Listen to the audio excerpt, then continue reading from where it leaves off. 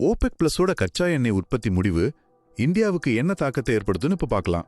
சரி, முதல்ல விஷயம் என்னன்னா, ஓபெக் பிளஸ் அதாவது பெட்ரோலியம் ஏற்றுமதி செய்யற நாடுகள் சேர்ந்த ஒரு குழு நவம்பர்ல இருந்து ஒரு நாளைக்கு 1,37,000 பேரல் எண்ணெய் உற்பத்தியை கூட்ட போறாங்க. நம்ம இந்தியாவுக்கு இது ஏன் முக்கியம்? ஏன்னா நம்ம தேவையில கிட்டத்தட்ட 90% நாம இறக்குமதி தான் செய்றோம். முதல் முக்கிய விஷயம், உலக அளவுல இதனால பெரிய தாக்கம் இருக்காதுங்க.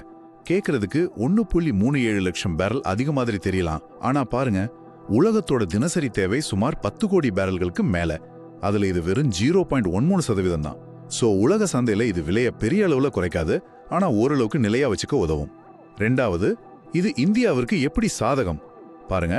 நாம எண்ணெயை அதிகமா இறக்குமதி செய்யறதால ஒரு பேரலுக்கு விலை $1 குறைஞ்சா கூட நமக்கு வருஷத்துக்கு சுமார் 14,000 கோடி ரூபாய் மிச்சமாகும்.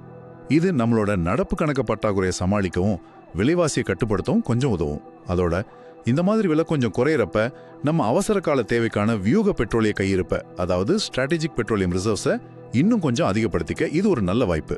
மொத்தத்துல ஓபெக் பிளஸோட இந்த முடிவை உலக சந்தையில பெரிய மாற்றத்தை கொண்டு வரவிட்டாலும் எண்ணெய் விலையை கொஞ்சம் நிலைப்படுத்துறது மூலமா இந்தியாவுக்கு ஒரு சின்ன பாசிட்டிவ் சிக்னல்னே சொல்லலாம்.